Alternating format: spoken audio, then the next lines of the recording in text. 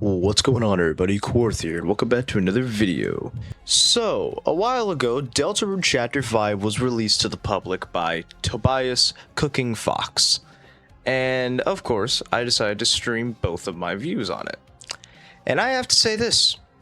It was not what I was expecting, but it was very good. It was very good. I loved it.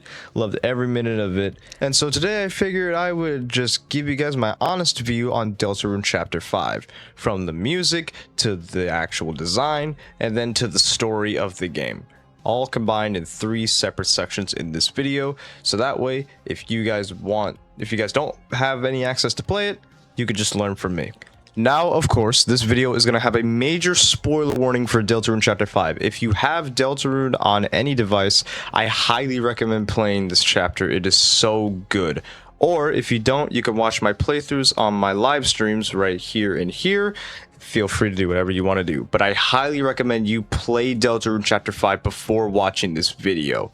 Anyway, without further ado, let's cue the intro and get into the video.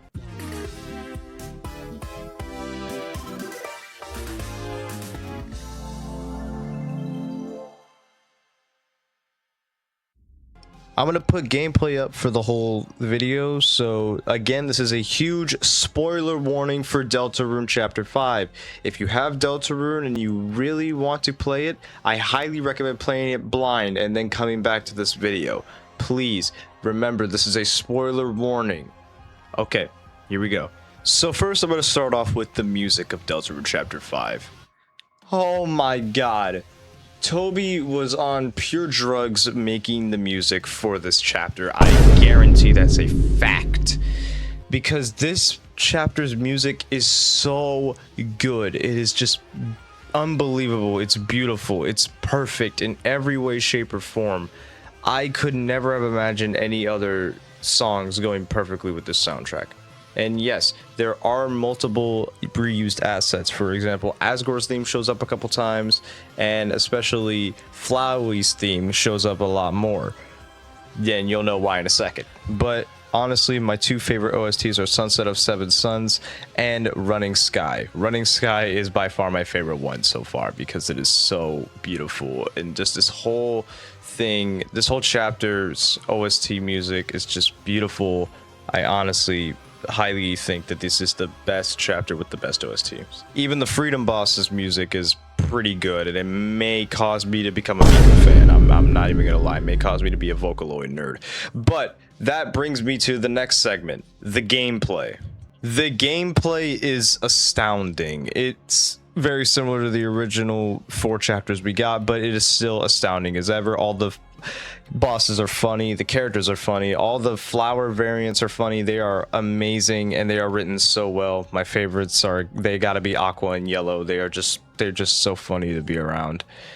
And we also got 2 characters that I would like to bring up here. Well, technically 3. The first character I want to bring up is Asgore. Asgore finally gets his aura back, and we get more lore on Asgore, including him knowing about the Dark World's existence beforehand, and him trying to put an end to the person who is causing the fountains, aka that being the Knight. The second character I want to bring up is Flowery. Flowery is just... it's just pure anime fan service.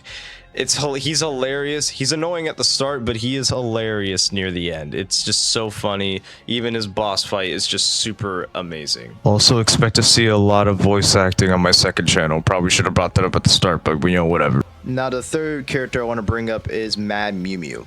Yes, Mew Mew is the secret boss of Deltarune Chapter 5. If you don't know who Mad Mew Mew is, Mew Mew was a character exclusive to the Switch port of Undertale who basically utilized the Joy-Cons as a little cute exclusive that Toby just added in. And she is the secret boss of this chapter. Was I expecting her? Not at all. Am I kind of disappointed that it was in Sans? Yes, I am, but at the same time, her fight is pretty funny, and the music in it, once again, is going to make me become a Vocaloid nerd, so, yeah. Was it what I was expecting? Would have loved Sans, but, you know, it's fine. It's nice to have a silly fight as the Freedom Boss. Alright, now that I addressed that, is the final portion of this video, which would be the story. I'm going to talk about both sides of the story, which being the normal route and the weird route. So let's start with the normal route. the normal route plays out as follows. You wake up and you go to the school, you go to the dark world, which you get to see Susie in there trying on some new clothes to get ready for her and Noelle's day at the festival. And you and Chris, pick out an outfit and you guys go out to the festival and have a good time. You get to see Sans, Temmie, everybody else at the festival. It's a pretty good time. You even give Tenna away to Metaton if you're a nice person. But still. Anyway, you go to the lake and you see this amazing lesbian moment between Noelle and Susie, which is honestly really beautiful, and the music in there is just awesome. And then Noelle leaves because Rudy fell down, which probably indicates that he probably died. I don't know.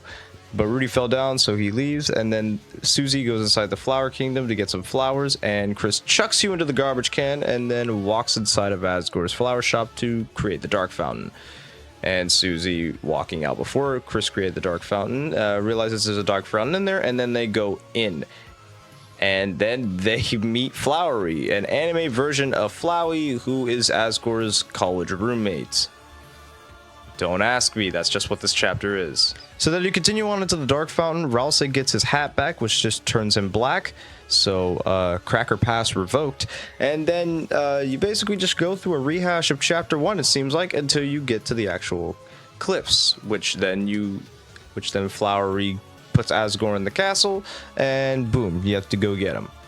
You eventually meet all of the flowers: Aqua, Seth, Green, Orange, Blue, and Yellow, and then you go on to the final fight with Omega Flowery, which is honestly amazing. And you beat Omega Flowery, and then you try to close the Dark Fountain, but then Asgore gets kidnapped by the Knight. Omega Flowery tries to get him, but reveals his stats as fake, and the Knight absolutely splits him in half, killing Flowery. You then close the fountain, go back to the light world, you get a code, which we'll talk about later, and then it ends the chapter. Now we're going to go on to the weird route, which was honestly really disturbing. So you wake up early in the morning and you go with Susie to the school, drop Susie off at the Dark Fountain, and then proceed to the lake, where you meet Noelle. And Noelle starts to tell you about how she feels alive and wants to do more crazy things after the events of Chapter 2 and Chapter 4. So, she takes your hand and asks you to tell her what to do. You eventually say proceed, and you go into the lake. Your attempt is to try and get to the other side, but eventually, as you keep going into the lake, you start to drown, and you start to see white, and everything goes crazy, until it stops. And then you see a computer screen typing out the words, "Insert Chapter 7, Side B." Which this means that Chapter 6 will not have any weird route implications in it, which is probably why it's taking easier to develop for Toby. So, what does this mean? I don't know, but I'll have a theory video about it later on next week, talking to you guys about what I think this means for the weird route going forward in Chapter 7. But yeah, my overall closing thoughts about this chapter, I give this chapter a 9 out of 10. Definitely was not what I was expecting, but it was beautiful nonetheless. Totally worth the wait. But anyway, guys, that's going to be it for this video. I really hope you guys enjoyed. If you did, make sure to subscribe. I know I don't say it a lot, but I really just want you guys to know that I really do appreciate all of you, and you guys are what keeps this channel going, and I want to thank you for that. And if you want to see my Deltarune Chapter 5 playthrough, you can watch my 2 streams on it. And yeah, I had a really fun time playing this chapter, and I cannot wait for Chapter 6 and Chapter 7 of the future and the eventual end of Deltarune. And also expect a lot more Deltarune Chapter 5 and Deltarune related videos in the future. But anyway, guys, this is going to be it from me. This is Core through the Real Life, and I'll see y'all next time. Peace!